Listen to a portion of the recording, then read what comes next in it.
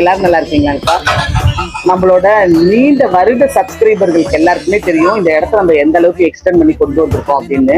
First இது வந்து ஒரு எம்டி இடமா தான் இருந்துச்சு, சும்மா பூண்டுலாம் மண்டி கிடந்துச்சு, அந்த மாதிரி தான் இருந்துச்சு. அதை கிளீன் பண்ணி எனக்கு தகுந்த மாதிரி கொஞ்சம் கொஞ்சமா இந்த மாதிரி கல் போட்டு அப்புறம் கொஞ்சம் சீட்டு இறக்கிட்டே வந்தேன். இந்த ரொம்ப ஊரிய கூடாரம் அது இதுமா இருந்துச்சுல, இந்த இடத்துல செடியெல்லாம் இருந்துச்சுல, அதெல்லாம் எடுத்துட்டு போயிட்டோமாங்க. அதுக்கப்புறம் இதை ரெடி பண்ணிட்டோம். இன்னும் இந்த பக்கம் இந்த வாழை மட்டும் தான் எடுக்கலாம்.